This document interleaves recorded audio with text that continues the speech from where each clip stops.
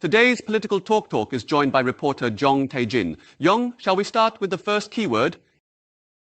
If a betrayal hadn't occurred, it would have been immense honor. This was in the previous report, but in what context was this comment made? Had Han Dong-hun refrained from engaging in acts of betrayal, it is likely that he would have been poised to achieve immense glory in his political journey ahead. As seen earlier, analysts suggest that First Lady Kim Keon-hee's criticism of former Representative Han Dong-hun from the detention center was deliberately aimed at her supporters. They argue that she intentionally emphasized that the imprisonment of former President Yoon and herself was due to Han's alleged betrayal, possibly as a strategy to exert influence over the upcoming vote to select the next People Power Party leader.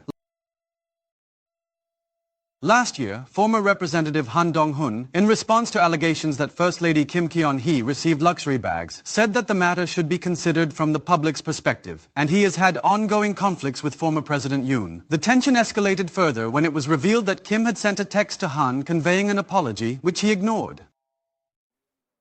The First Lady's use of private means to engage in sensitive public and political discussions is widely considered highly inappropriate. Have we received any clear response from former Representative Han Dong-hun regarding these statements? I am genuinely curious to know his reaction.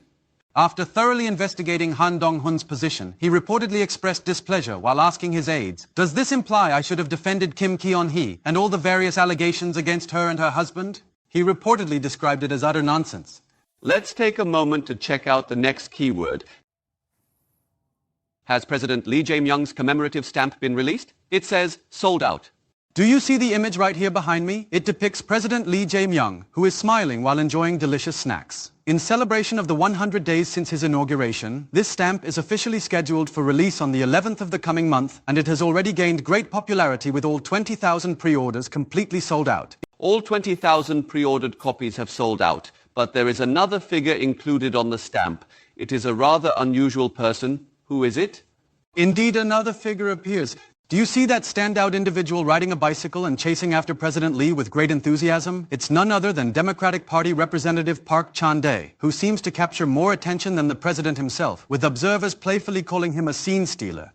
Commemorative stamps of former presidents have been gathered. For example, Roh Moo-hyun's stamp featured the Korean peninsula in the background, symbolizing his ambition for Korea to become the key economic hub in Northeast Asia.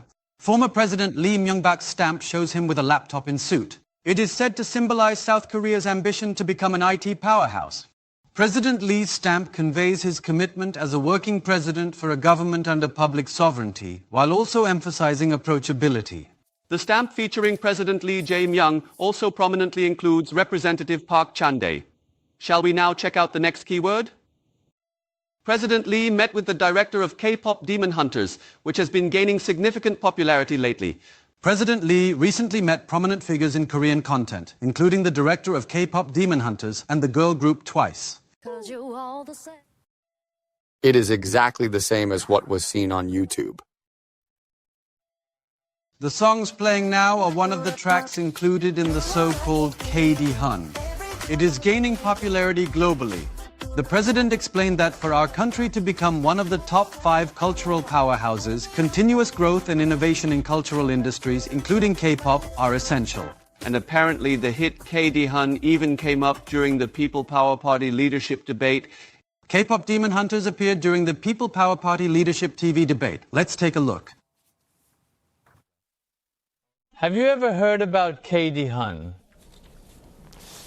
Go ahead and speak. It is a symbol of Korean content. Are you not familiar with it?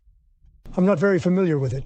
Could you give a brief introduction? As someone contesting for the party representative, surely you must be aware of the current trends shaping our society? It seems like candidate Kim Moon-soo was a bit taken aback by the sudden question. KD-hun is an abbreviation for K-pop Demon Hunters. That's all for today, reporter Young.